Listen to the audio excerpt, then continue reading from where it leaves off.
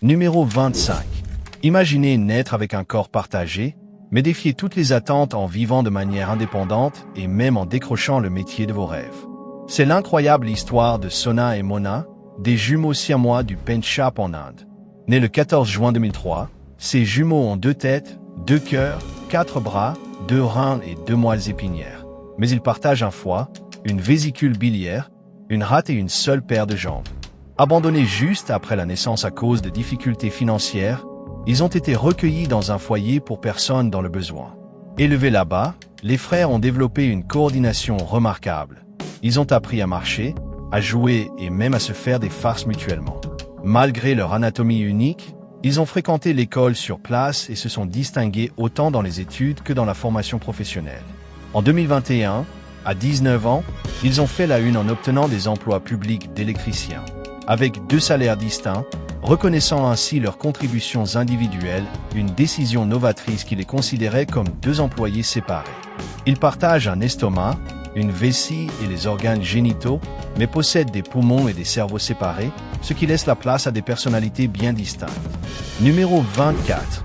De Thaïlande nous vient l'histoire émouvante de Pin et Panrin-Phoyen, des jumeaux siamois qui prouvent que l'union peut tout surmonter. Nés en 2009 à Samut Prakan sous les prénoms Jarinfan et Jarunut, ils partagent une seule paire de jambes et possèdent des troncs supérieurs, tête, torse et bras séparés. Chacun contrôle une jambe, Pin la droite, Pan la gauche. Marcher, courir ou même faire du vélo exige donc une synchronisation parfaite. Élevés par des parents dévoués, ils ont été examinés très tôt, mais la séparation a été écartée car ils partagent des organes vitaux comme les intestins et la vessie, rendant l'opération beaucoup trop risquée. Au lieu de cela, ils s'épanouissent ensemble, ils vont à l'école avec d'excellents résultats et rêvent de devenir professeurs. À 7 ans, ils s'habillaient déjà seuls, faisaient du sport et géraient le quotidien avec une positivité contagieuse. Pan prend souvent le leadership tandis que Pin est le soutien constant. Ils se coordonnent sans effort, transformant un potentiel conflit en coopération exemplaire. Aujourd'hui adolescents, environ 16 ans, ils continuent de vivre heureux sans séparation et insistent sur le fait qu'ils n'en veulent pas. Numéro 23. Nés le 18 septembre 1961 en Pennsylvanie, Laurie et George Chappell, anciennement Laurie et George Chappell, étaient unis par le crâne, partageant environ 30% de leur cerveau, des vaisseaux sanguins vitaux et des os. Alors que les médecins doutaient qu'ils survivent à l'enfance, ils sont devenus les jumeaux siamois ayant vécu le plus longtemps, décédant le 7 avril 2024 à 62 ans. À cause des normes de l'époque, ils ont vécu en institution jusqu'à 24 ans. En 1985, ils ont lutté pour leur indépendance et ont emménagé dans leur propre appartement. Laurie, en bonne santé, a travaillé dans une blanchisserie hospitalière pour soutenir la carrière musicale country de George. Ce dernier, atteint de spina bifida, utilisait un fauteuil roulant. En 2007, a fait sa transition, devenant la première personne connue publiquement parmi des jumeaux siamois à s'identifier comme transgenre. Ils protégeaient leur vie privée grâce à un système de colocataires, avec des paravents et des horaires séparés. Ils sont apparus dans des documentaires et émissions, mais ont toujours refusé une opération de séparation, valorisant leur lien. Laurie était une joueuse de bowling primée et George a sorti plusieurs albums. Issus d'une famille de 8 enfants, ils ont défié les idées reçues sur le handicap et l'identité. Leur héritage perdure comme symbole d'autonomie. En 2020, ils ont été honorés par le Guinness World Record. Numéro 22. Derrière le rideau de fer, Masha et Dasha Krivoshliapova ont vécu une histoire de résistance et de tragédie. Nées le 3 janvier 1950 à Moscou, en Union soviétique, elles étaient unies par les hanches avec 2 têtes, 2 torses, 4 bras, 2 jambes et un 3e membre rudimentaire. Elles partageaient le gros intestin, la vessie et l'appareil reproducteur, mais avaient des cœurs, poumons et tubes digestifs supérieurs séparés. Leur mère fut informée qu'elles étaient mortes à la naissance. En réalité, des scientifiques soviétiques les ont enlevées pour des expériences sous la direction de Piotr Anokin, chaleur extrême, privation de sommeil, etc. Ces expériences ont duré jusqu'à leurs 6 ans. Ensuite, elles ont été transférées dans un institut où elles ont appris à marcher avec des béquilles malgré l'absence de rééducation. À 35 ans, elles ont retrouvé leur mère et ont vécu ensuite plus calmement. Elles souffraient d'alcoolisme et de problèmes de santé. Masha fumait, avait de l'hypertension. Dasha attrapait souvent des rhumes. Leurs personnalités opposées créaient des tensions. Masha dominante et pessimiste, Dasha douce et optimiste. Longtemps considérées comme les jumelles siamois ayant vécu le plus longtemps, elles sont décédées le 17 avril 2003 à 53 ans. Numéro 21. Entrées dans le monde du vaudeville avec Daisy et Violet Hilton, des jumelles dont la vie fut remplie de gloire et d'exploitation. Nées le 5 février 1908 à Brighton, Angleterre, filles d'une serveuse célibataire Kate Skinner, elles étaient unies par la taille et les fesses. Elles partageaient la circulation sanguine mais avaient les organes vitaux séparés. Rejetées par leur mère, elles furent adoptées par la sage-femme Mary Hilton qui les exhiba dès l'enfance dans les foires à travers l'Europe et l'Australie. Dès 8 ans, elles tournaient aux États-Unis en jouant du saxophone, du violon, en dansant et rapportaient des fortunes entièrement contrôlées par leur tuteur. En 1931, à 23 ans, elles ont gagné un procès pour leur émancipation légale et $100 000 et leur liberté. Vedettes du vaudeville, The Hilton Sisters, elles ont joué dans les films Freak et Chain for Life. Violet s'est mariée avec James Moore en 1936, mariage rapidement annulé, et Daisy avec Harold Estep en 1941, divorce après 2 semaines. Les lois compliquaient souvent leur relation. Leur gloire déclina dans les années 1950. Elles ouvrirent un snack à Miami avant de finir caissière dans un supermarché à Charlotte, Caroline du Nord. Elles sont mortes le 4 janvier 1969 à 60 ans de la grippe de Hong Kong, Violet la première, Daisy quelques jours plus tard. Leur autobiographie raconte un parcours de la misère à la richesse. Numéro 20. Ladan et Laleh Bijani sont nés le 17 janvier 1974 à Firuzabad, dans le sud-ouest de l'Iran, dans une famille de 11 enfants. Jumelles craniopages, elles étaient unies par la tête et partageaient 30% du tissu cérébral et des vaisseaux sanguins vitaux. Malgré cette connexion, elles avaient des personnalités très différentes. Ladan extravertie et bavarde rêvait d'être avocate. Laleh introvertie adorait les jeux vidéo et voulait devenir journaliste. Toutes deux ont obtenu un diplôme de droit, mais désiraient ardemment une vie séparée. Elles refusèrent en 1996 une proposition de médecins allemands à cause des risques. En 2003, à 29 ans, elles subirent à Singapour une opération historique de 50 heures menée par Kees Goh et Ben Carson avec 28 chirurgiens. Ce fut la première séparation de craniopages adultes. L'opération nécessita un redirigement des vaisseaux, mais se solda par une perte de sang massive. Ladan mourut la première le 8 juillet, Laleh la suivit 90 minutes plus tard. Malgré les avertissements, elle répétait que vivre ensemble était pire que la mort. Numéro 19. Contre tous les pronostics, Callie et Carter Torres sont aujourd'hui des écolières pleines de vie. Nées le 30 janvier 2017 à Houston, ces jumelles originaires de Blackfoot, Idaho, sont unies du sternum vers le bas. Elles partagent foie, intestin et vessie mais ont cœur et estomac séparés. Chacune contrôle une jambe, la coordination est donc essentielle. Leurs parents Chelsea et Nick Torres ont appris la nouvelle à 8 semaines de grossesse. Le choc initial s'est transformé en acceptation.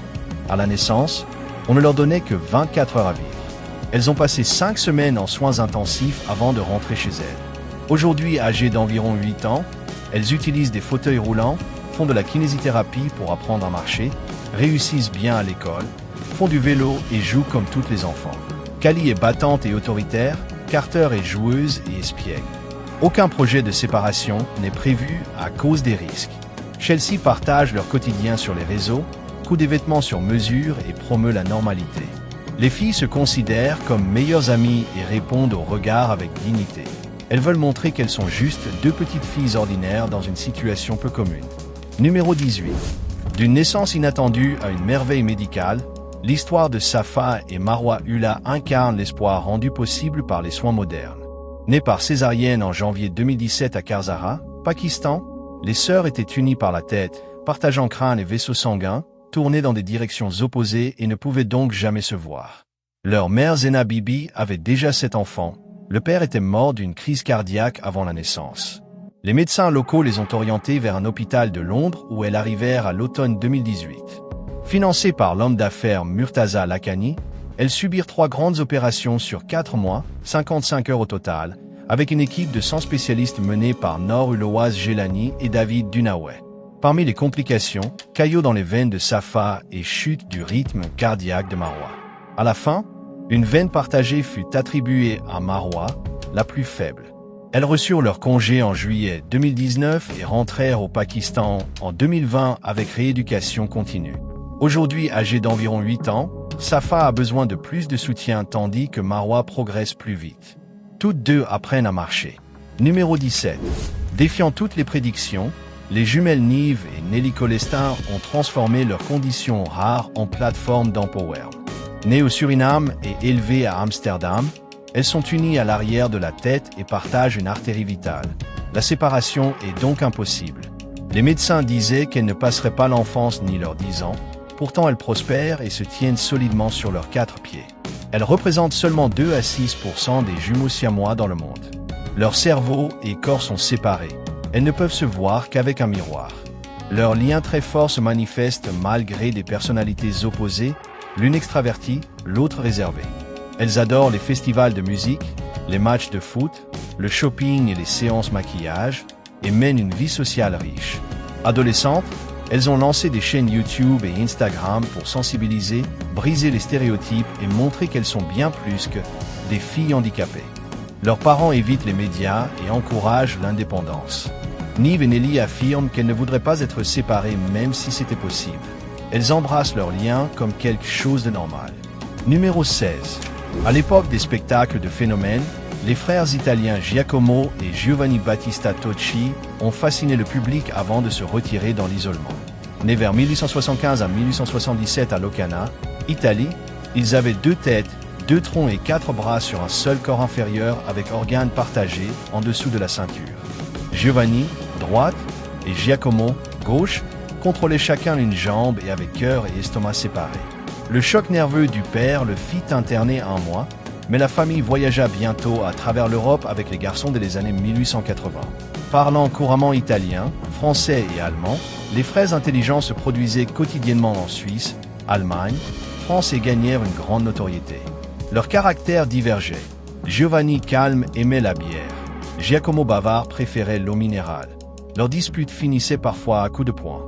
De 1891 à 1897, ils tournèrent aux États-Unis gagnant $1000 par semaine et inspirèrent même un livre de Mark Twain. Vers 1900, ils se retirèrent dans une villa près de Venise et vécurent en privé, peut-être jusqu'en 1940, certaines sources parlent d'une mort plus précoce. Numéro 15.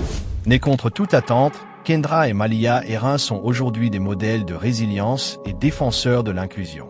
Nés le 26 février 2002 à Salt Lake City, ces jumelles ischiopages partageaient pelvis, foie, gros intestin et une seule paire de jambes, mais avec cœur, estomac et vessie séparés. Pesant seulement 1,9 kg à la naissance, on ne leur donnait que quelques heures à vivre. Grâce à leurs parents Jake et Erin, elles apprirent à marcher, jouer et prospérèrent. À 4 ans et demi, un débat éthique surgit. La séparation était plus risquée pour Malia, mais la famille choisit l'indépendance. Le 7 août 2006, les spécialistes du Primary Children's Medical Center les séparent en 26 heures. Elles partageaient aussi un seul rein. Kendra garda le rein, chacune eut une jambe. Malia fut mise sous dialyse puis reçut en avril 2007 le rein de sa mère. Aujourd'hui âgées de 23 ans, elles utilisent fauteuil roulant ou béquilles, sont diplômées en culture de la vigne, tiennent un vlog YouTube pour promouvoir l'inclusion. Kendra est extravertie et déterminée à son permis et rêve grand. Malia est douce, résiliente et inspire par sa force tranquille. Comme l'écrit Erin dans son livre de 2009, When Hearts Conjoints, leur parcours prouve que l'amour peut vaincre l'imaginable. Numéro 14. Le duo qui a popularisé le terme gémeo-siamese a transformé une rareté anatomique en un véritable héritage de persévérance. Chang et Ing Bunker sont nés le 11 mai 1811 à Samut Songkhram, anciennement appelé Meklong, dans l'actuelle Thaïlande, de parents chinois. Unis par une bande de cartilage de 12 cm au niveau du sternum, ils partageaient un foie fusionné mais avaient tous les autres organes séparés. Grâce à des systèmes nerveux indépendants, ils ont rapidement appris à marcher côte à côte en étirant la bande. Des tests, comme celui de l'alcool, ont prouvé que la connexion n'affectait qu'un seul des deux. Découverts en 1824 par le commerçant britannique Robert Hunter, ils commencèrent à tourner dans le monde entier à partir de 1829 sous la direction de l'impresario Abel Coffin, captivant les foules à Boston, Londres et New York. Naturalisés américains en 1839, ils adoptèrent le nom de famille Bunker et amassèrent une fortune. En 1839, Ils se retirèrent dans une plantation en Caroline du Nord, où ils possédèrent des esclaves et soutinrent la Confédération pendant la guerre de sécession. En 1843, ils épousèrent les sœurs Adélaïde et Sarah Yates lors d'une double cérémonie, alternant entre les deux maisons tous les 3 jours. Ensemble, ils eurent 21 enfants, aucun d'eux n'étant siamois. L'alcoolisme de Chang finit par détériorer la relation, mais ils refusèrent toujours la séparation. Le 17 janvier 1874, Chang mourut d'une attaque cérébrale à 62 ans. Ing mourut quelques heures plus tard, probablement d'un autre AVC ou du choc. Numéro 13. Dans l'ombre d'une guerre impitoyable, Naoura et Moaz Racha incarnent à la fois la vulnérabilité et un bref espoir. Né par césarienne le 23 juillet 2016 à l'hôpital Zahra de Douma, dans la Ghouta orientale, Syrie, ses jumeaux thoracopages étaient unis par la poitrine. Ils partageaient le sac péricardique autour des 2 cœurs, avaient des intestins saillants, des becs de lièvre, des palais fendus et des anomalies hépatiques.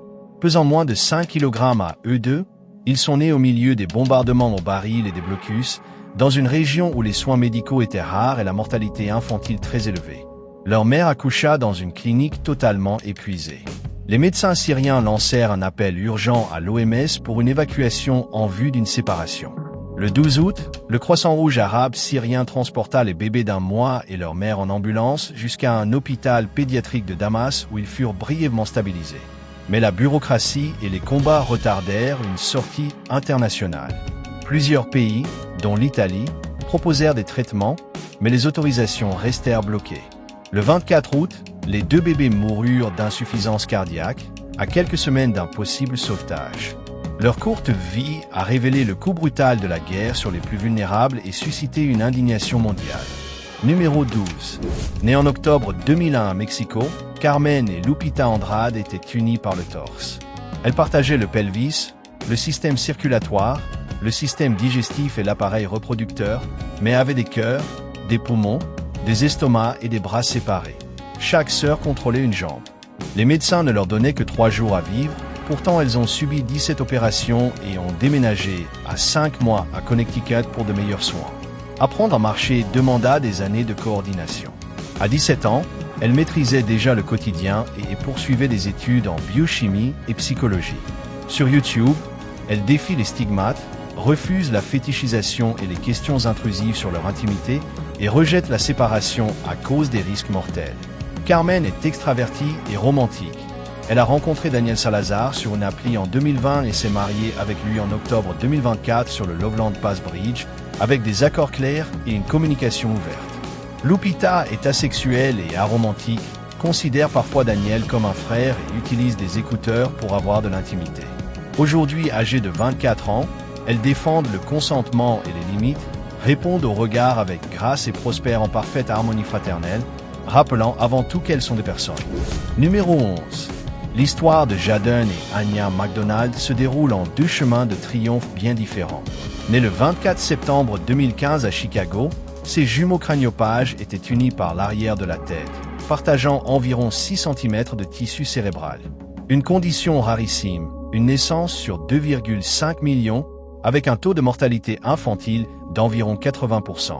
Le 13 à 14 octobre 2016, au Children's Hospital at Montefiore, ils subirent une séparation de 27 heures menée par le docteur James Goodrich et une équipe de 40 spécialistes. La connexion s'est révélée plus profonde que ce que les examens avaient montré. À 3 ans, Jaden marchait déjà et faisait des sons joyeux de « homme des cavernes », tandis qu'Anya souffrait de paralysie cérébrale, utilisait un fauteuil et communiquait avec ses pieds. Après 9 mois de rééducation intensive, ils rentrèrent dans le Bronx en 2017 avec leur grand frère Axton, suivi par un documentaire CNN. Aujourd'hui âgé de 10 ans, Jaden excelle à l'école et dans le sport. Anya inspire par sa détermination silencieuse et collecte des fonds pour du matériel via Help Hope Live. Vous connaissez d'autres jumeaux siamois ou aimeriez-vous en être un? Dites-le nous en commentaire. Si la vidéo vous a plu, laissez un gros pouce bleu. Pour voir d'autres vidéos, cliquez sur l'une d'elles à l'écran ou allez faire un tour sur la chaîne. Merci d'avoir regardé et à très bientôt.